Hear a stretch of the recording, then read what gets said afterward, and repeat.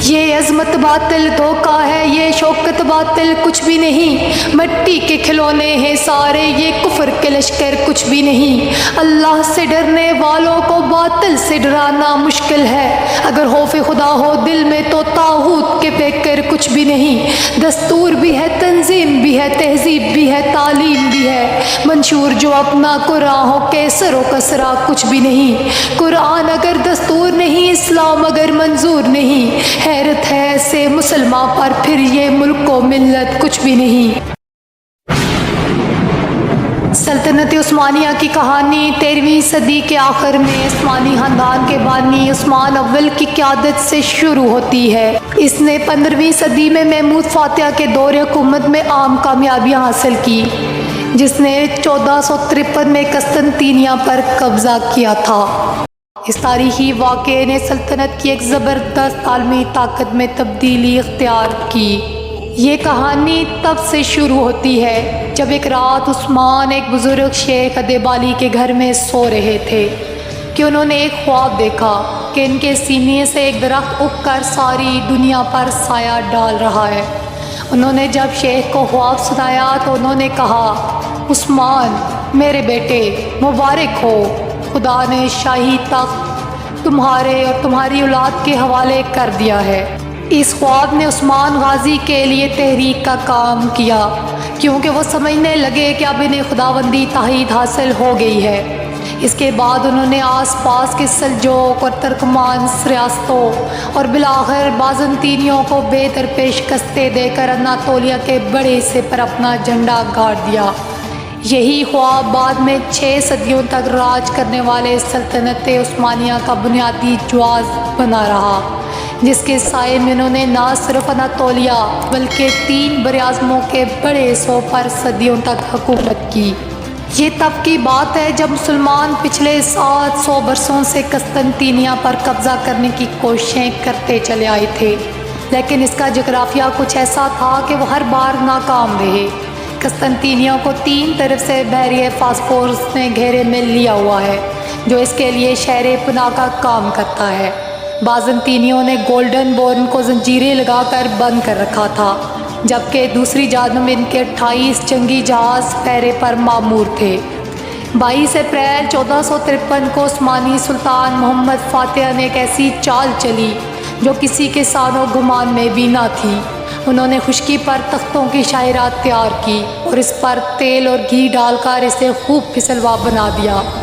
اس کے بعد انہوں نے اپنے 80 بحری جہاز اس راستے پر مویشیوں کی مدد سے گھسیٹ کر دوسری طرف پہنچا دیے اور شہر کے حیرت زدہ محافظوں پر آسانی سے قابو پا لیا۔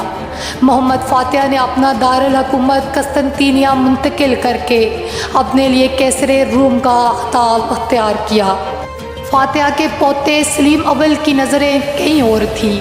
انہوں نے 1516 اور 1517 میں مصر کے مملوکوں کو شکست دے کر مصر کے علاوہ موجودہ عراق، شام، فلسطین، اردن اور سب سے بڑھ کر حجاز پر قبضہ کر کے اپنی سلطنت کا رقبہ دگنا کر دیا۔ اس کے ساتھ ہی آج سے ٹھیک 500 سال قبل حجاز کے 2 مقدس شہروں مکہ اور مدینہ حاصل کرنے کے ساتھ ہی سلیم اول مسلمان دنیا کے سب سے طاقتور حکمران بن گئے۔ مختصر عرصے میں یکے بعد دیگر کامیابیاں حاصل کرنے کے دوران سلیم اول کا سب سے مؤثر جنگی ہتھ کنڈا وہی تھا جو 10 سال بعد ظہیر الدین بابر نے اپنایا تھا، یعنی کہ بارود۔ بابر کے جانشین ہمایوں کو عثمانیوں کا یہ احسان یاد رہا۔ وہ سلیم اول کے بیٹے سلمان عالی شان کے خط میں لکھتے ہیں، رتبہ خلافت پر فائز عالی جناب، فلک عظمت کے ستون، اسلام کی بنیادوں کے رکھوالے سلطان کے لیے نیک تمنائیں۔ آپ کا نام مہر جاؤ منزلت پر کھڑا ہوا ہے اور آپ کے دور میں خلافت نئی بلندیوں تک پہنچ گئی ہے۔ اللہ کرے کہ آپ کی خلافت جاری و ساری رہے۔ صرف مغل نہیں بلکہ دوسرے ہندوستانی حکمران بھی عثمانیوں کو اپنا خلیفہ سمجھتے تھے اور اقتدار میں آنے کے بعد ان سے بیعت لینا ضروری سمجھتے تھے۔ ٹیپو سلطان نے میسور کا حکمران بننے کے بعد ایک خصوصی وفد قسطنطینیہ بھیجا تھا تاکہ اس وقت کے عثمانی خلیفہ سلیم سوم سے اپنی حکمرانی کی تائید حاصل کر سکیں۔ سلیم سوم نے ٹیپو سلطان کو اپنے نام کا سکہ ڈالنے اور جمعے کے خطبے میں اپنا نام پڑھوانے کی اجازت دے دی تھی۔ عثمانیوں نے ابتدائی میں یورپ کے کئی علاقے فتح کر لیے تھے۔ سلمان علی شان کے دور میں سلطنت اپنے فوجی، سیاسی، معاشی اور ثقافتی عروج پر پہنچ گئی۔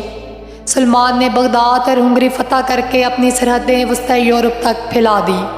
تاہم 2 بار کوشش کے باوجود سلمان علی شان آسٹریا کے شہر ویانا کو فتح نہیں کر سکے۔ یہ دور دریافتوں کا دور تھا۔ براعظم امریکہ کی یہ دریافت اور اس پر قبضے سے یورپ کو بقیہ دنیا پر واضح برتری حاصل ہو گئی اور انہوں نے جگہ جگہ اپنی نو آبادیاں قائم کرنا شروع کر دی۔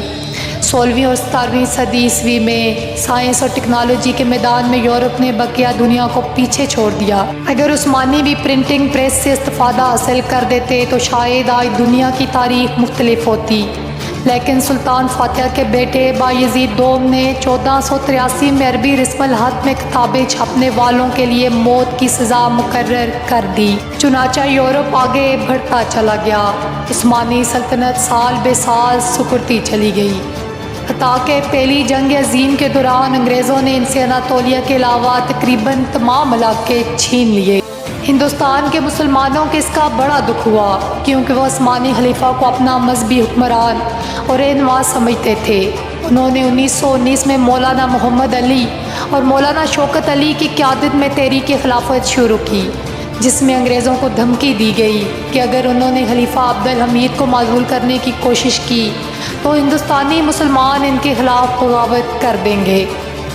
اس سے پہلے یہ تحریک مزید زور پکڑتی۔